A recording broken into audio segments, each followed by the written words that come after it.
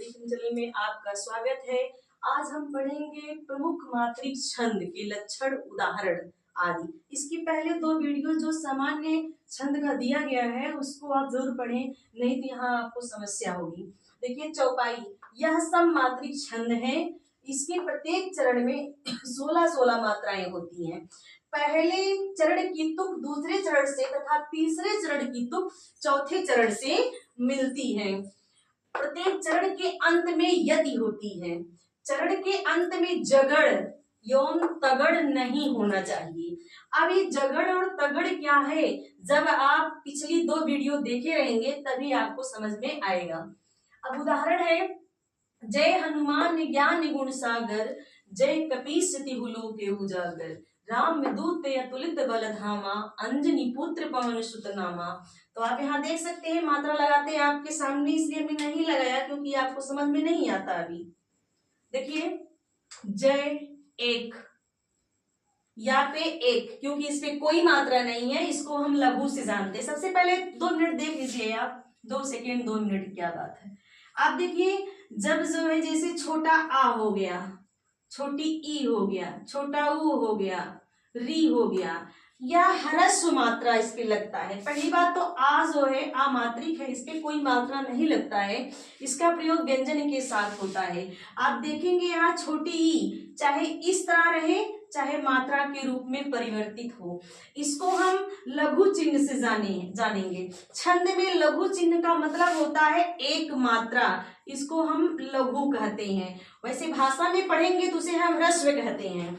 अब इधर देखिए छोटा ऊ है, इसका भी मात्रा ऐसे लगेगा, जहां छोटा ऊ की मात्रा रहेगा वहां भी एक ही चिन्ह रहेगा, री का रहेगा वहां भी रहेगा एक ही चिन्ह। अब देखिए जैसे बड़ा आ हो गया, बड़ी ई हो गया, बड़ा ऊ हो गया, डबल जो है दीर्घ री हो गई, ओ हो गया, औ हो गया, ए अंग, आहा, इन सब पर जो है हम दीर्घ मात्रा का प्रयोग करेंगे। छंद में दीर्घ मात्रा को गुरु कहा जाता है, जिसको यस के जैसे लिखा जाता है। वहीं पर जहां चांद बिंदु होता है, इस पे मात्रा का कोई फर्क नहीं पड़ता है, चांद बिंदु की गिनती नहीं होती है। कुछ उदाहरण और भी है, जैसे जहां आधे वर्ण आते हैं अर्थात स्वर रहित आधे वर्ण या आधे अक्षर की भी गिनती नहीं होती। आधे अक्षर की गिनती स्वर में मात्रा के रूप में नहीं होती। तीसरा नियम कहता है कि आधा अक्षर से पहले, आधे अक्षर से पहले यदि एक ही सिरोरेखा के नीचे है तो उसके पहले वाला अक्षर दीर्घ हो जाता है, अर्थात गुरु हो जाता है उसके पहले वाला अक्षर। लेकिन एक नियम यही अपवाद ये भी है, यदि म है, न है, इनसे यदि प्रारंभ होता है आधा अक्षर, तो इन आधा अक्षर की गिनती नहीं होता है। जैसे तुम्हारा हो गया, तो यहाँ तुम्हारा पे नियम के अनुसार दीर्घ हो जाना चाहिए, गुरु वर्ण हो जाना चाहिए, लेकिन यहाँ पर ये नियम लागू नहीं होता, ये अपवाद होता है। इन चीजों पर आप ध्यान देंगे। अब चलिए हम लगाते हैं मात्रा। देखिए जा है, इसमें कोई मात्रा नहीं है, इसलिए हम लघु का चिन्ह लगाएंगे। यहाँ पे लघु का चिन्ह लगेगा, यहाँ पे लघु का चिन्ह, छोटा ऊ की मात्रा तो लघु का चिन्ह, यहाँ बड़ा की मात्रा है तो यहाँ गुरु हो जाएगा, दीर्घ हो जाएगा। यहाँ भी लघु और यहाँ दीर्घ है ही, ये आधा अक्षर एक सिरो रेखा के नीचे नहीं है, इसका कोई मतलब नहीं है। अब यहाँ पर जो लघु होगा, यहाँ पर भी लघु, यहाँ पर भी लघु होगा, यहाँ पर दीर्घ हो जाएगा अर्थात गुरु, यहाँ पर देखिए लघु होगा, यहाँ पर भी लघु होगा। अब आप गिन सकते हैं 2, 2, 4, 2, 6, 1, 7, 2, 9, 1, 10, 11, 12, 2, 14, 16। देखिए एक चरण में 16 मात्रा है। इसी तरह देखिए यहाँ पर भी 1, 2, 3, 2, 5, 1, 6, 7, 8, 2, 10, 1, 11, 12, 2, 14, 2, 16। यहाँ पर देख सकते हैं प्रत्येक चरण में जो है 16-16 मात्राएं आपको मिलेंगी। ऐसे यहाँ भी गिन सकते हैं आप। देखिए यहाँ पर दीर्घ हो गया अर्थात गुरु, यहाँ लघु हो गया 3, 3 2 5, 1 6, 1 7, 1 8, 1 9, 1 10, 11 12 2 14 2 16। आप देख सकते हैं इसमें भी 16 मात्राएं हैं। इधर भी देखेंगे, यहाँ अंक की बिंदी है तो 2 मात्रा लगेगा अर्थात गुरु लगेगा। तो यहाँ पर देखिए 2 3 4 5 6, इधर देखिए 7 8 9 10 11 11 2 12 13 2 15। यहाँ देखिए ये त्रा जो है यहाँ पर डबल मात्रा लगता है त्रा। अच्छा, संयुक्त वर्ण पे, संयुक्त वर्ण बताना हम भूल गए, यहाँ पर गुरु लगता है। इसलिए देखिए हर पंक्ति में 16-16 मात्राएं हैं। इसे आपको नियम से पढ़ना है, ढेर सारे दोहा चौपाई याद करने से नहीं होगा, इसको मात्रा लगाकर आपको निकालना पड़ेगा। अगला है आपका दोहा छंद। क्या है? दोहा छंद। यह अर्ध सम्मात्रिक छंद है। इसके प्रथम एवं तृतीय चरण में 13-13 मात्राएं होती हैं, द्वितीय एवं चतुर्थ चरण में 11-11 मात्राएं होती हैं।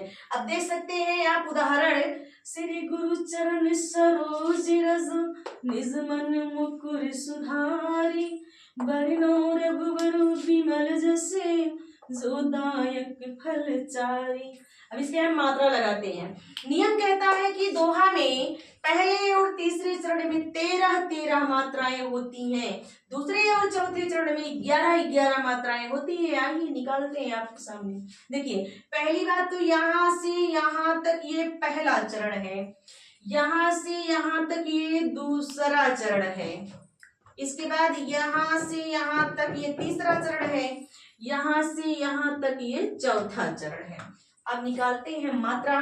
देखिए यहाँ पर गुरु होगा, यहाँ पर लघु, यहाँ पर लघु, यहाँ पर लघु, यहाँ पर लघु, यहाँ लघु, यहाँ गुरु, यहाँ लघु, फिर यहाँ लघु, यहाँ लघु। नियम क्या कह रहा है? देखिए पहले और तृतीय चरण में 13-13 मात्राएं। पहले देखते हैं 2 1 3 4 5 6 7 8 2 10 11 12 13। नियम सही, यहाँ पर 13 मात्राएं गिनने में आती हैं। अब तीसरा चरण कौन सा? यही है ना। देखिए 1 2 3 4 5 6 7 8 9 10 11 12 13। देखिए 13-13 हो गए।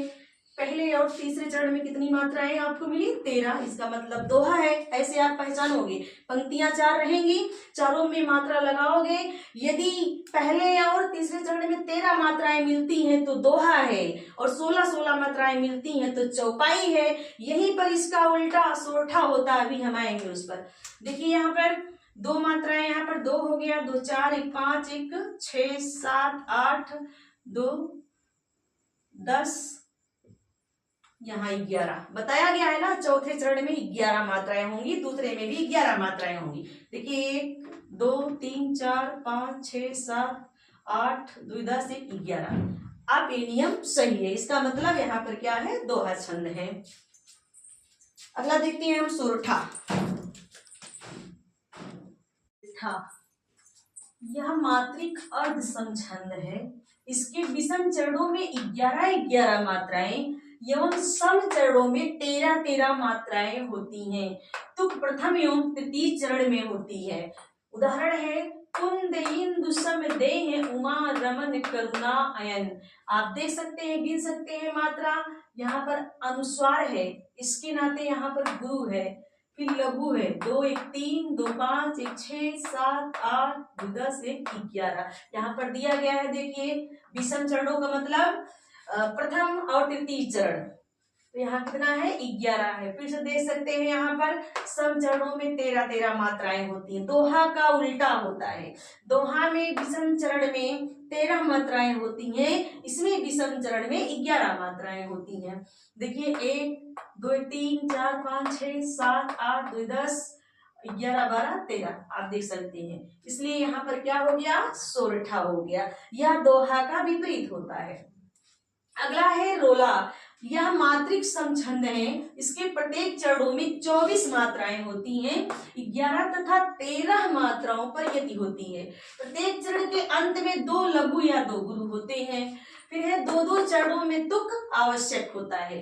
अब आप गिन सकते हैं, यहाँ बता रहा है प्रत्येक चरण में 24 मात्राएं होती हैं तथा 11 और 13 मात्राओं पर क्या होता है? यति होता है। देखिए 1 2 3 4 2 6 2 8 9 10 11, 11, 12, 13, 14, 15, 16, 17, 18, 19, 20, 21, 22, 24 मात्रा। इसका मतलब है यहाँ पर क्या है, रोला है।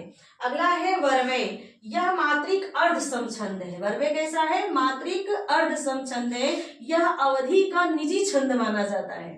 अवधि भाषा का निजी छंद है यह, जिसके विषम चरणों में 12 और सम चरणों में 7 मात्राएं होती हैं। प्रत्येक चरण के अंत में यति होती है। सम चरणों के अंत में जगड़ या तगड़ होती है।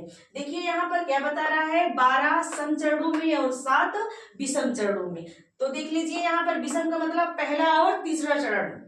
देखिए 2, 3, 2, 5, 6, 7, 8, 2, 10 और 2, 12। देखिए 12 यहाँ है। और विषम चरण में कितना है, 7। 1, 3 हो गया, 4, 2, 6, 1, 7 हो गया। इसका मतलब है कि यहाँ पर वर्वे छंद है और सही है दोहा।